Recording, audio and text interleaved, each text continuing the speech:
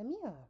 Okay, well you can just stay there. And let's start. Okay. So, starting this video out with a little anecdote, okay, which will make sense. So, I remember going to see the new live action Beauty and the Beast with Emma Watson and whoever the fuck else was in that movie. Honestly, who cares? I remember going to see this movie, and I think this was one of the first times, if not, probably not the first time, actually, most definitely not the first time, probably the most poignant time I remember, where it was made abundantly, I'm still talking. We just got here. We just got here. How do you not get it by now? Anyway, where it was pointed out to me that I might be a hater, okay? And what happened was we watched Beauty and the Beast, and I was thoroughly unimpressed with it, which was surprising to me because I, up until that point, had been a big enough Disney fan to respect them as a company and to think that they could not possibly put anything bad out.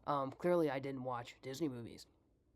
Whatever. Anyway, so I saw Beauty and the Beast, and I remember I walked out of the theater with my mom, and she said, what'd you think of the movie? What'd you think of the movie? And, the easy answer would have been, I liked it, or it was okay, or I didn't really like it. But the first thing I said was, I cannot believe a company as big as Disney put this out. And I immediately went into a rant about one specific scene. There was definitely more, because looking back, I should have caught the Emma Watson auto-tune failure.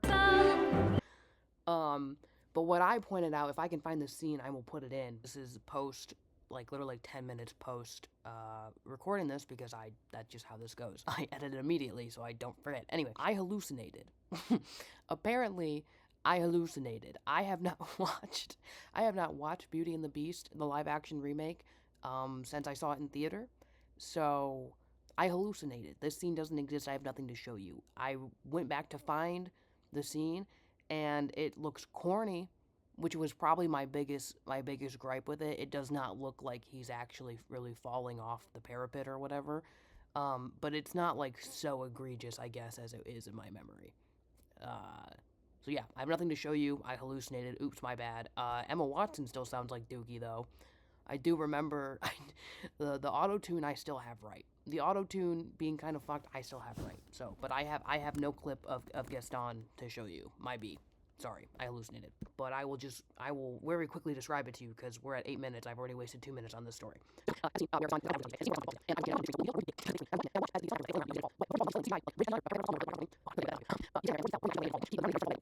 And I just was appalled that such a big company with so much money and who I had so much respect for up until this point would let something like that slide. And I don't remember when that came out. I think it was 2015 or 2014 or something. Nope. So I wasn't an adult or anything. I was probably 14. Nope. And the way that my mom responded to me at the time, which this isn't trauma or anything, it just got me thinking about it from that point on, and not really liking that part of myself, is she said something like, why couldn't you just watch the movie? Why couldn't you just enjoy the movie? And, well, that was definitely, I tried to say that was the first time, but that was not the first time that someone had said something that to me. It was probably the first time that I actually considered it, of, why can I not just watch things and enjoy them? And, as I've grown... What was that?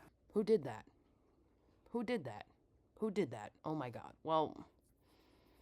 Okay, I don't know what I did there. Anyway, I've wasted half my time on this story, but what I'm getting to is I've always kind of had this feeling that I suffer from old man yells at cloud syndrome, which I still think I definitely do, and I think that has just become sharper to me as I've kind of committed to making these 10-minute videos, because the easiest thing I can think of is making 10 minutes of me just rambling and bitching, and, I did that with Taylor Swift, and, thank you to all the haters and lovers who watched that, even if you only watched, 2 minutes of it, I don't care, and, that obviously, that video did the best of all my videos, which I know it's not raking in millions of views, which doesn't matter, but clearly that is something that even some people want to watch. So the easy thing, I think, which I gave into, because then I also made a video the next day of me complaining about ads, which, I still fucking hate ads. But what I noticed about when I ended both of those videos, while I was proud of myself for having committed to doing something, the 10-minute videos, there was still a sort of nastiness that I felt. And not because I don't feel that way, not because I don't hate, not because I'm not sick of Taylor Swift, or not because I'm not incredibly hateful towards ads. But what I think has really gotten me, and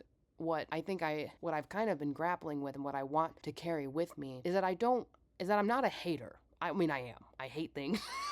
I hate a lot of things, and things that I don't really like take up a lot of space in my brain, which we also have to kind of work through because good God. But more than that, I've always kind of prided myself on being like an educated hater, but I don't think that's entirely true anymore, if it ever was, because yes, I would consume things that I don't like, yeah, have I watched every Taylor Swift documentary ever made? Yeah, I have. Okay, it's kind of pathetic, I won't lie.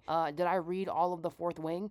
Yeah, I did, and I didn't like any of it, and I hated it the whole time. Why would I do that to myself? You know, like, I enjoy engaging with media that makes me, that irks me. You know, I also love engaging with media that doesn't irk me, but that doesn't get as many views, if any views, you know, but I also still want to put energy into it. But what I'm getting at is I've always prided myself, prided, that too, I guess, but I've always prided myself on being an educated hater when the reality is I've just spent a lot of time consuming content of things that I don't like and then saying, I don't like this.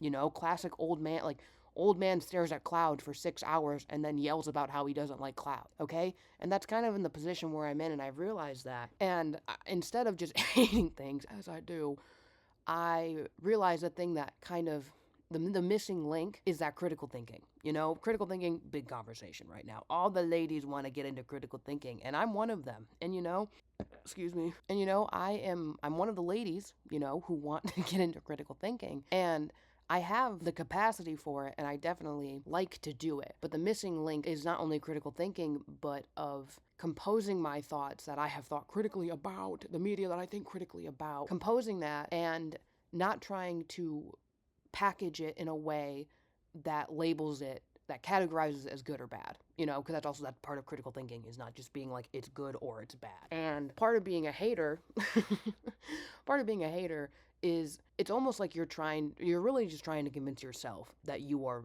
vindicated in hating something. And that's kind of where I've been stuck, you know? And not that I don't think I'm valid or whatever, it doesn't matter. It's just like, I don't want to just hate things and then scream on the internet that I hate things because there's already so much of that noise, and I just don't think it's helpful anymore. And I haven't felt that it's helpful because, again, when I make the content where it's just old man screaming at cloud, I feel like an old man screaming at a cloud. Like, I don't feel any fuller, I don't feel any richer. And like, if I'm going to spend so much time devoted to thinking about something, I need to turn those thoughts into something. And that's not just like ranting and rambling. It's like, well, how does this actually connect to things? Because that's what I want to do. That's what I love to do. I love to do that. But obviously, if you look at, I mean, even again, like these little 10-minute videos, like I know there's not a lot of time. 10 minutes is not a lot of time to build a critical argument, and that's okay. Like I'm still allowed to make videos about like things that I like and don't like, but I don't want to just make things, I want to engage with things more critically and bring that to my channel, which is the whole point of making these videos. The whole point of me practicing this 10 minutes was to build confidence, but that confidence doesn't mean anything if that confidence is just used to rile me up or rile other people up. And it's like, obviously I'm still going to be a hater to a pretty big extent, but it's like, there's already so much reactionary noise. I don't want to contribute to that. And I'm glad that I've been doing what I'm doing, that I'm continuing to do what I do, but, you know, I want to carry the intention with me that I'm not just going to be making old man screams at cloud videos. And that's time.